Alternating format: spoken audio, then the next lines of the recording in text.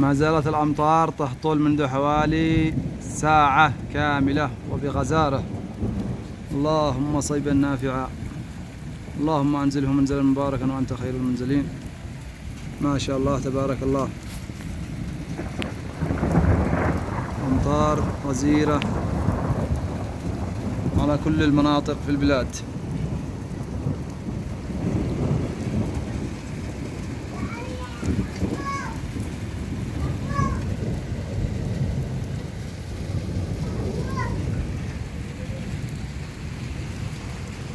هذه قريتنا العزيزة والجامع، والأمطار لا زالت تهطل وبغزارة.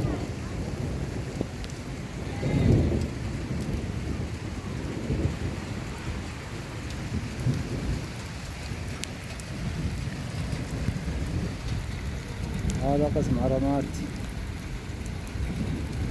مليان بشكل فظيع.